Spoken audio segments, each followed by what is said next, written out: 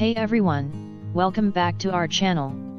Today, we're going to take a closer look at the movie Downsizing, directed by Alexander Payne, released in 2017. The movie is set in a future where a new scientific process has been developed, which enables humans to shrink themselves to 5 inches tall. This downsizing process is marketed as a way to reduce waste and save resources, but it ends up having unexpected consequences. So, let's dive into the story. At a research facility in Bergen, Norway, the movie begins. Rolf Lassgård's character, Dr. Jørgen Asbjørnsen, is using lab mice in an experiment. When one of his investigations yields a remarkable outcome, he immediately informs Dr. Andreas Jacobsøy. After 5 years, Andreas is addressing a crowd on the risks of population growth, and as a result, he and Jørgen have discovered the answer. To everyone's surprise, Andreas takes out a box and reveals Jørgen is just 5 inches tall.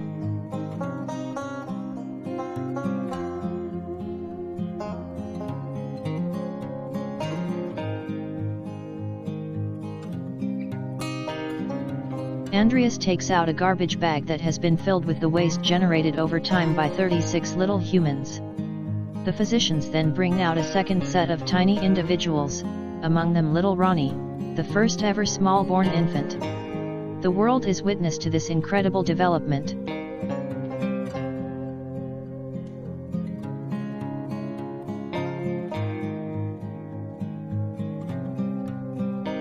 After hearing the news, Paul Safranek, Matt Damon, returns home to his mother, Jane Houdyshell, in Omaha. Paul has to care for his mother, who has fibromyalgia, and give her medicine. A decade afterwards, while Audrey, Kristen Wiig, is his wife and Paul's mother has long since passed away, they continue to reside at the house where Paul grew up.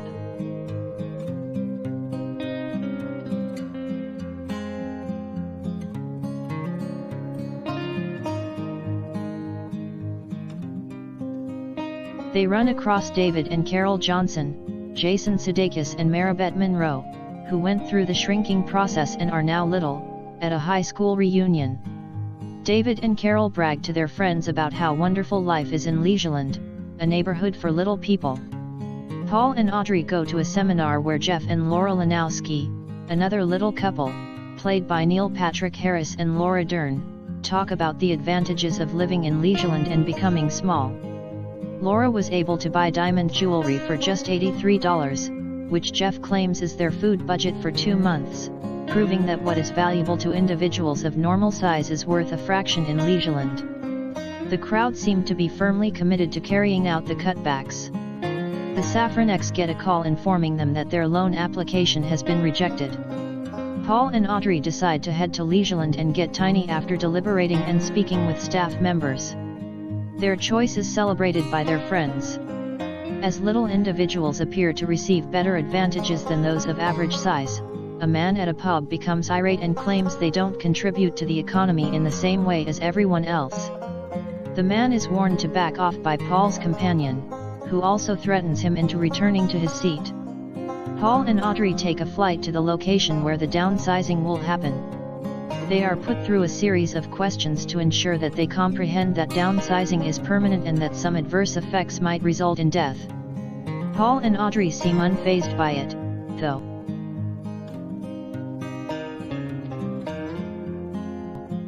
Before he becomes too little, Paul has his teeth out and is completely shaven from head to toe.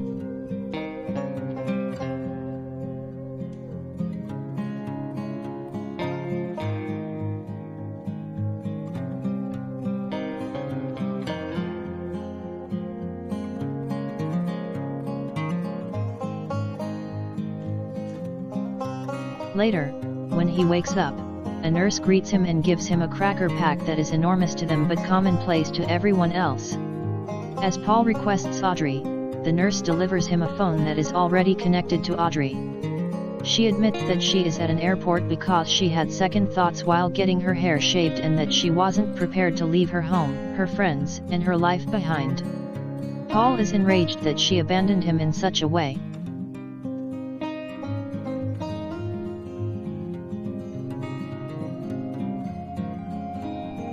When Paul is brought to his new residence in Leisure, he becomes upset since he is now alone. He sees a news program on TV about how 17 Vietnamese activists who had been forcibly downsized had been brought to the US in a TV box. Ngoc Lan Tran, Hong Chow, the sole survivor, was transported to the hospital where her leg was severed below the knee. Paul is finalizing his divorce from Audrey 1 year later. Paul attends a birthday celebration at the Johnsons' house where Dave tries to comfort him about the divorce and Paul's obvious sorrow to go small. He now works as a telemarketing for Land's End. Paul continues by revealing that he has been dating. Paul is dining with single mother Kristen, Carrie Kenny. Paul requests Dusan Merkovic, Christoph Waltz, his upstairs neighbor, to lower the volume of his raucous party. Paul refuses Dusan's invitation to come downstairs and join the celebration. Paul recommends that he and Kristen meet up after his date so that he may meet her son. Paul leaves Kristen without warning and joins the gathering because she is reluctant. Paul discovers that he likes the party's vibe. A young lady he meets sneaks him a narcotic through a kiss. Paul also encounters a little Ronnie who has grown up and takes a photo with him. On Dusan's floor, Paul awakens just as the cleaning staff is about to arrive. He recognizes Ngoc Lan as one of the cleaners. He walks up to her and offers to repair her prosthetic limb. Ngoc Lan invites Paul to accompany her on a trip back to assist in caring for a sick woman after he informs her that he has experience as an occupational therapist. Paul is brought to Ngoc Lan's home in the slums where she cares for the poor. She brings Paul to Gladys, Rose Bianco, a cancer patient who reportedly lost her spouse when he passed away during the downsizing process. Gladys is a cancer patient. Paul suggests changing Gladys on her side to prevent bed sores and provides Ngoc Lan some Percocet to give to Gladys for the pain. Then, while attempting to mend Ngoc Lan's leg, Paul breaks it. Due to his error, Paul is forced to assist Ngoc Lan with her work, visiting the slums to assist others and helping her clean up, including Dusan's home. Dusan gives Paul the option to leave by traveling to Norway with him and his buddy Joris Conrad, Udokir, where the first little colony was established. Ngoc Lan also wants to attend, despite Dusan's assertion that she can't. She then talks about how she and Jürgen corresponded via letters since he felt so bad for what had happened to her. She starts crying at this point, and the three guys agree to let her go along. After arriving in Norway, the gang embarks on a fjord trip to meet Jürgen and his wife. Paul and Ngoc Lan indulge in their mutual attraction while traveling and have a sexual encounter. When they first encounter Jürgen, he informs the group that because of ongoing methane emissions, mankind is in danger of being extinct.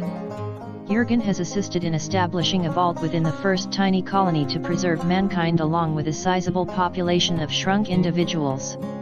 Ngoc Lan feels that Paul should stay with her in Leisure instead of going inside the vault, despite the fact that Paul is ready to do so.